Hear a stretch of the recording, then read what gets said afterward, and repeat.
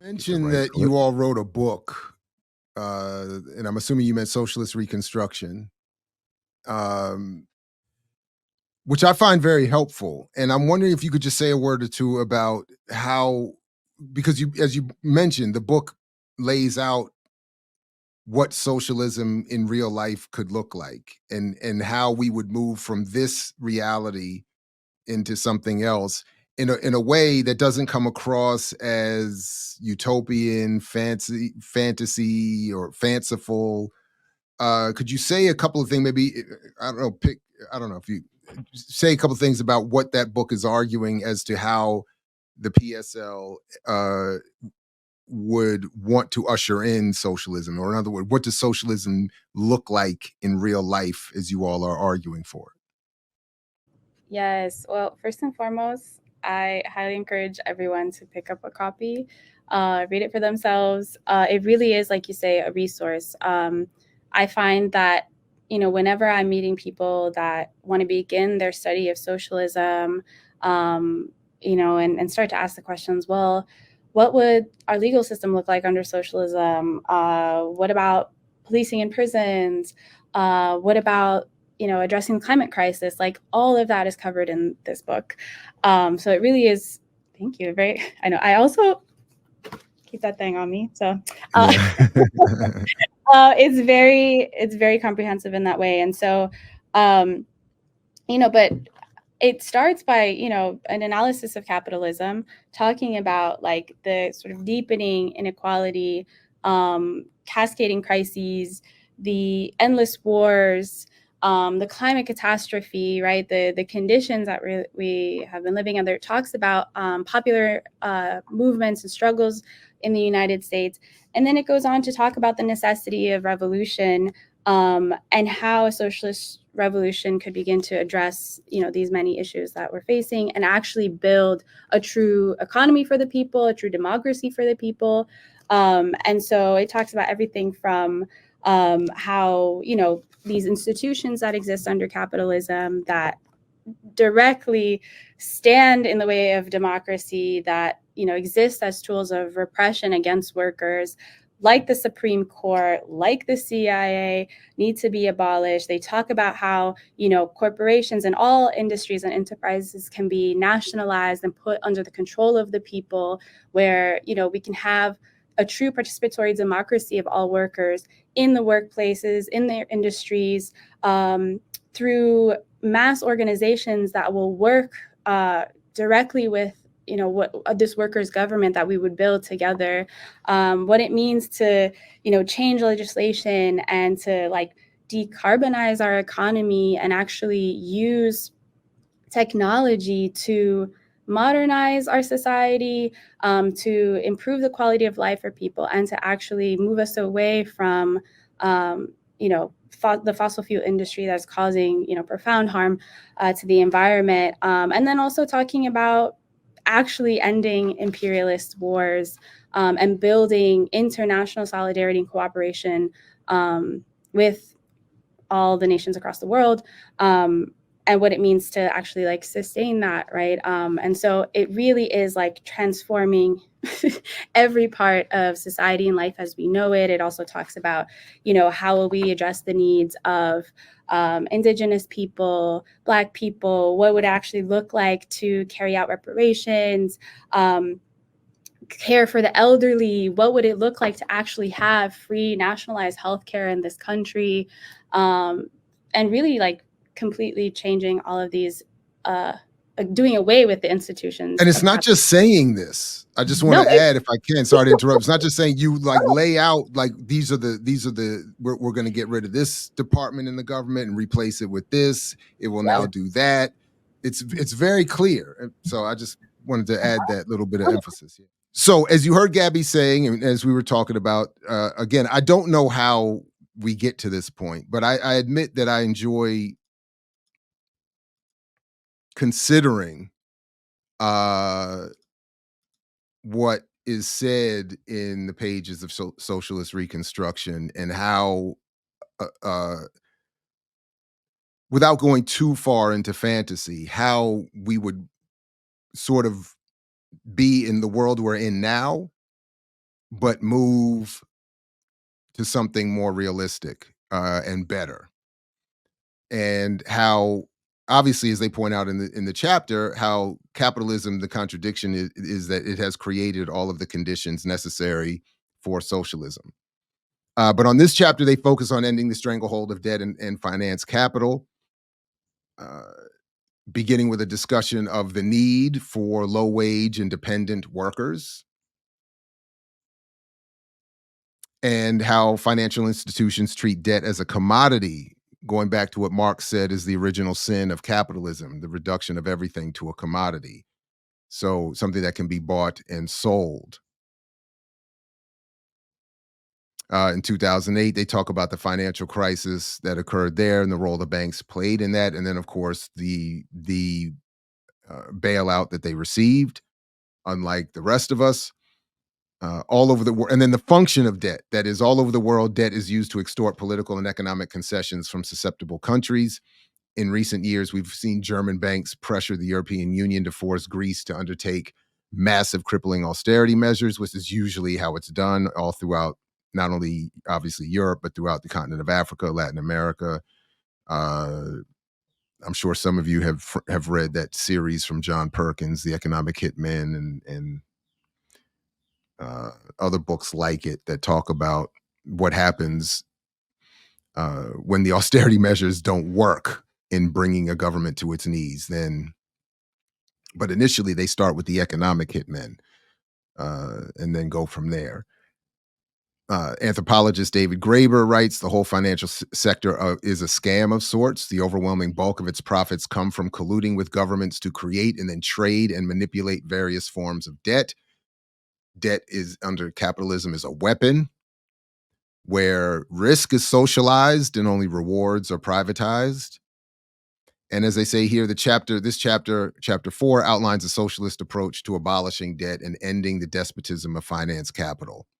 The underlying premise is that working people have taken power and constitutionally transformed private property into the common property of the collective people. We now democratically manage our common property for the good of the people and the planet. So again, how we get to that part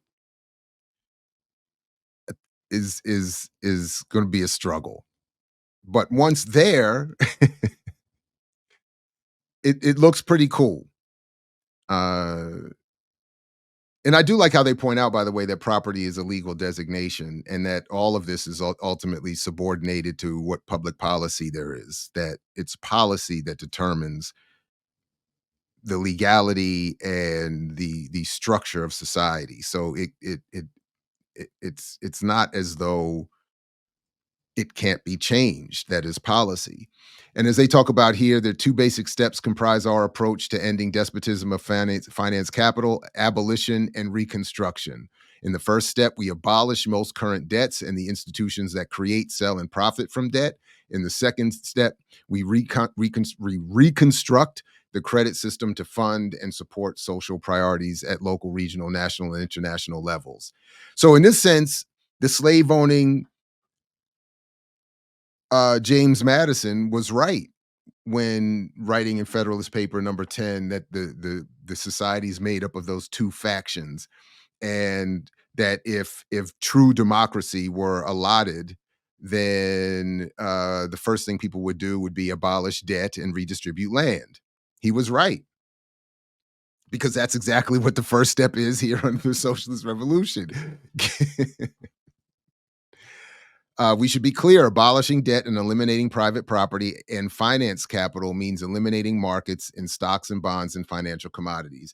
Now, I think we dealt with it in previous chapters of this book already, but just in general, and I know they talk about it elsewhere in the book, eliminating private property does not mean the government comes into your house and takes your stuff. It doesn't mean you can't have and be allowed to maintain anything. That's not what they mean by private property. They mean the privatization of the national economy and the institutions that drive it. So people often hear that, and then if they don't know any better or have been propagandized, they think, oh no, socialism means I can't have anything. Communism means I don't have anything. That's not true. Uh,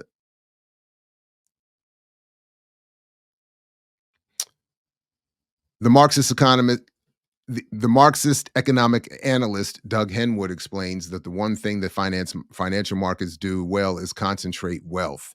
Henwood gives the example of government debt issued as bonds. Instead of taxing rich people, governments borrow from them and pay for the privilege.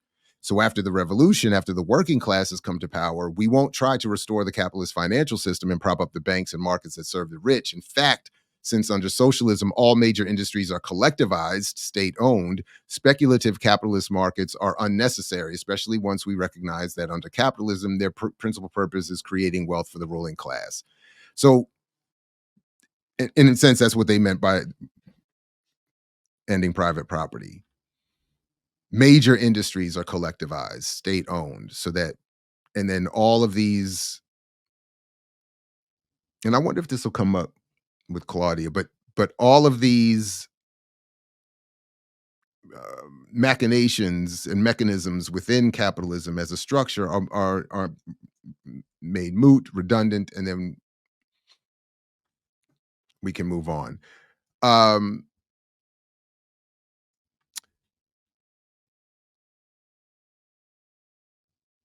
As they say here, debt is a powerful weapon in the capitalist arsenal because it gives creditors the right to make claims on the debtor's future revenue, and the market shows no mercy. They do talk about the in this chapter the creation of the well, not the creation, but the role of the Federal Reserve in organizing the banking system.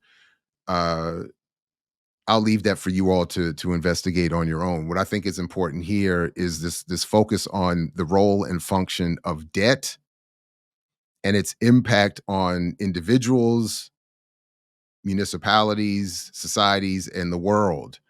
And to have a little fun looking at that reality, I thought I would play a clip from what is actually one of my favorite movies, The International.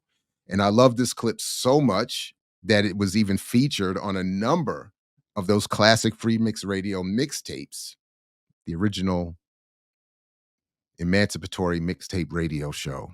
I used to clip this all the time. But in terms of focusing on what is the role of debt, why are we encouraged into debt? So and remember that basic chart that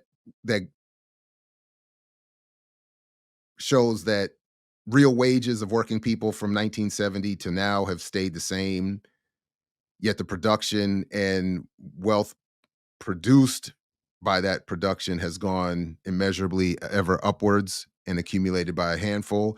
And one of the ways that that is rationalized, well, there are two primary ways that that is reconciled. One is propaganda, so creating narratives that justify all this inequality and uh, lack of real wage growth and labor abuse and so on and so forth. But then the other one is credit. So you get credit cards so you can spend more in the economy that needs that spending to buy all the products that more people are producing more of to create the wealth that only a handful get to keep. And then you put people in debt. And then what happens when you go into debt? The first thing, you start being tied to a job, tied to a certain behavior, tied to a time frame, and it can be manipulated. And at the grand level, this also occurs. So anyway, let me just play this scene. I love this scene.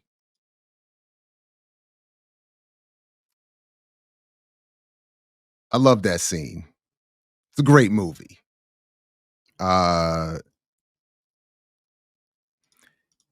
and makes the point being made here.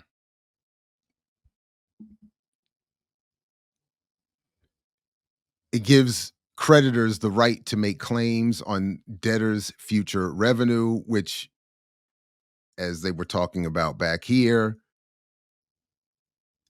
can put them, gives creditors control over policies, austerity measures, everything in any given society or anywhere in the world, any part of the world. So, but what I also like about this chapter, to the point that they were alluding to a moment ago, is that on the other hand, the current financial system is also where you see examples of the kind of conscious planning of an economy that is usually negatively associated with socialism, and that can be used in this interim transition period to redirect resources and energy and focus and investment into healing the planet and the world and the population, everybody in the world. Uh, So, for example, as they say here, the so-called free market didn't decide that student loans were ineligible for bankruptcy protection, but business loans are. This was a political decision, and political decisions are part of that conscious planning of the economy that determine who gets supported and who doesn't, how wealth is defined, determined, evolved, and then ultimately distributed. So, as they go on to talk about here, finance capital involves planning. So instead of a system based on predation and planning, you develop one that's based on planning and sustenance. So they talk about the development, so abolishing the financial sector, and then they talk about, but the buildings are still there, the infrastructure is still there, although that could change too. But the point being that instead of uh, focusing on using the existing structure as it's been developed now, uh, they would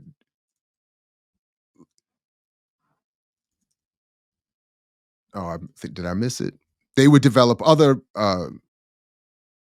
departments and sectors of government and offices to oversee the planned redistribution of the wealth the society creates. In short, that's what they're talking about. Then they get into the section of housing and student debt. And again, while all of this is a political decision and can be adjusted, they talk about how uh, credit card debt has become essential to the point where everybody in this country, on average, has $6,000 in credit card debt, and an auto loan debt totaling nationally $1.4 trillion. All of this is unnecessary. I did also like, which I didn't know, is that like many things, including kind of as a segue to what we're going to talk about at 9 o'clock with Claudia, just like the Big Bang Theory was named by a Christian wanting to condemn the science and make fun of the science, which is why to this day, most of us don't really understand the science because the Big Bang doesn't accurately fully grasp all that's being discussed there. Uh, the utopian socialist Edward Bellamy first used the term credit card in 1887 in his best selling novel, Looking Back. The cards are not ways for capital to make claims on workers' future earnings or subject them to discipline. On the contrary, the cards are ways people spend their portion of the collectively produced social surplus. So, in the socialist origin, much like the mall, a socialist idea originally meant to put commerce in one section so that the rest of society can be open for space and nature. The original idea of the credit card wasn't to drive people into debt and force them to chain themselves socially to a way of life that's anti-human. It was their way of saying, this is your portion, spend it as you like. So then the chapter basically concludes with a focus on abolishing debts, mortgage, student loan, credit card, auto, and medical as an important step towards socializing our economy. Again, who wouldn't want that? Uh, with the idea that instead of the bankers, credit card companies, and financiers saying that they aren't getting what they're owed, we would recognize that we owe them nothing. Corporations owe us everything. Debt abolition is a means through which we will socialize the economy, which makes sense. Even if you think about it at the level of the game Monopoly, if everybody's debts are overturned, if everybody's uh, um, property is redistributed, it socializes the economy of the game.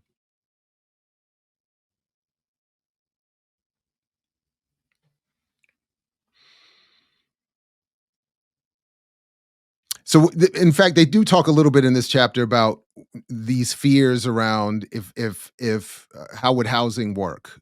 What if I don't want to live in an apartment and I want to live in the country in a farmhouse? What if I want to live or what if I'm living somewhere but I want to move? And they answer all of that. But summarizing it here, the point is that we have to remember two things. First, the new socialist society will guarantee everyone food, housing, healthcare, education, dignified retirement, and other necessities of life as basic rights. And then they go into explain how all of those concerns are allayed by the planning of these new departments and government agencies. So specifically the Bureau of Wages, Prices, and Rents. The core engine room of the new system will be the Bureau of Wages, Prices, and Rents. In fact, they say that rent only plays a factor here is if you want to take what is your basic guaranteed living condition and do something fancier or different or you know but the idea that you would be chained to a rental agreement just so you could survive and have a place to live, that part would be wiped out because there would be guaranteed decent housing for everyone. And then they talk about how they would cultivate different ways of living. Oh, and they would get rid of landlords. Amen. Amen. Oh, let's get rid of that whole relationship. Nobody should be living off of someone else's debt payment to them or be at the whims of a landlord uh in terms of how much they pay and how the condition of their housing and if they have housing.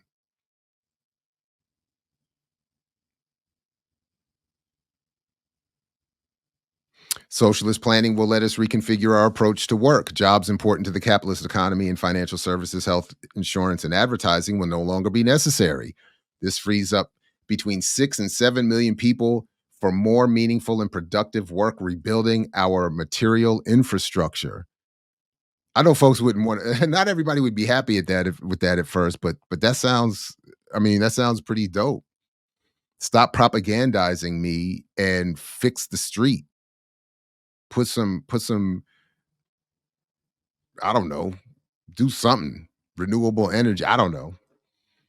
And then they talk about recombine, and I didn't know this, but the idea of postal banking, where you unify the post office and the bank, because the bank no longer is there to generate profit. It's there to facilitate the financial needs of of society and to distribute people's pay and all this other kind of stuff. But it should be collapsed with the post office. And I didn't know that this was already a part of the U.S. system from 1911 to 1967. I had no idea. It's just so it's weird how again we're not on some linear path towards progression as we move through floating through this infinite universe. uh there are some things that have been better at a certain time that have been broken up and destroyed, and then myself included, we are raised in a society that we don't even understand was not natural but by designed and planned. So, in conclusion, this chapter has shown how debt abolition provides the mechanism for definancializing the economy and establishing a basis for socialist planning. The capitalist system likes to blame and shame poor and working class people when we go into debt, but the system is at fault. And then ultimately, as they conclude, we don't know in terms of asking the questions of what will the future look like? What what skills will we teach ourselves and our children? What will we learn about the world around us and how we can adapt to changing it? What new relations will we cultivate with one another and the plants and animals of our planet? We don't know the answers to these questions, although we expect they will be wonderful and surprising. Now, who doesn't need a little bit of uplift and optimism on a Monday morning?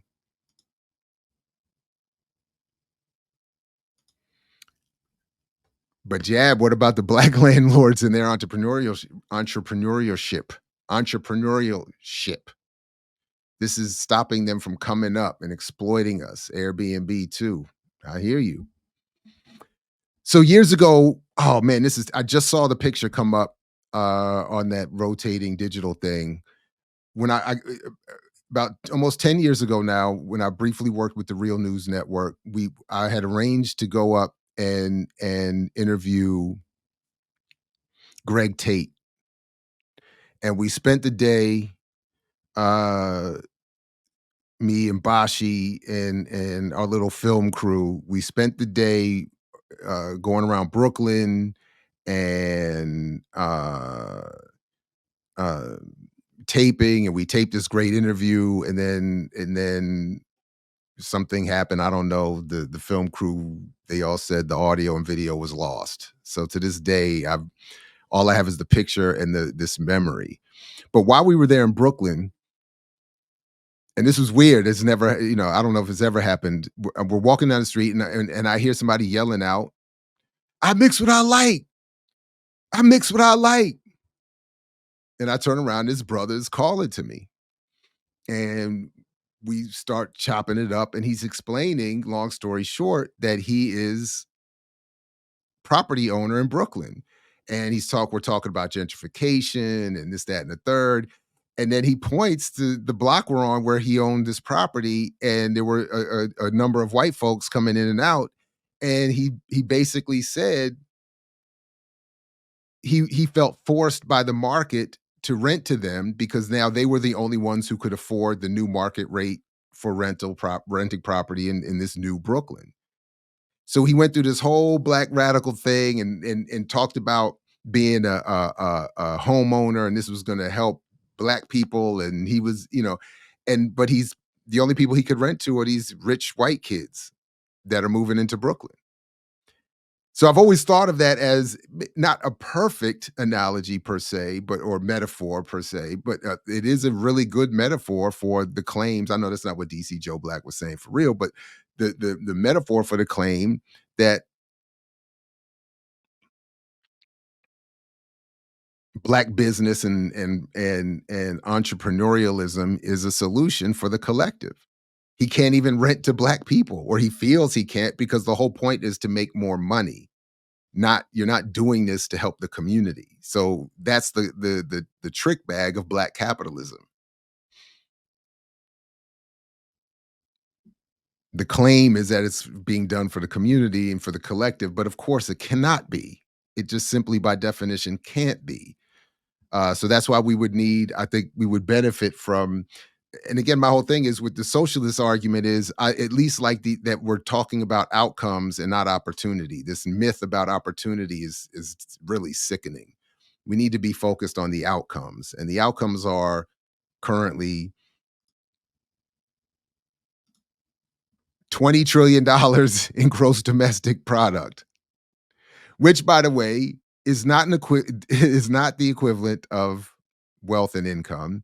And GDP does not measure inequality within society, which is why when I say this country generates 20 plus trillion, it is not a measure of where that ends up. And that's the point of the socialism. It's planned to currently end up where we have, what did Forbes say recently? 737 people are worth $5.5 trillion in this country. That's planning.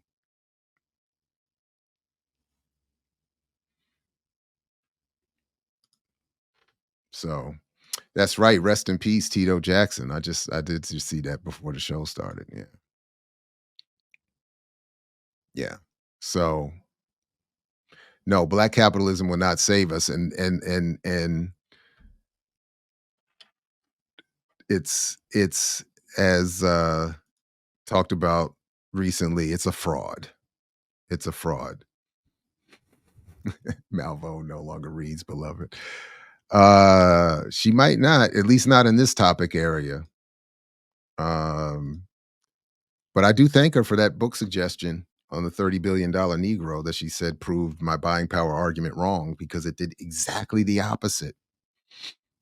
That was very dope. And that's the other thing. We can't base our argument. So in that history and fraud of Black capitalism video I did recently, the pamphlet references Robert Allen's Black Awakening in Capitalist America, where Allen sort of makes the same point, ultimately better in terms of the overall argument of the book, that we need to focus on outcomes. Black people cannot keep getting sucked into this whole thing about opportunity. I mix what I like, what I like, what I like, what I like, what I like.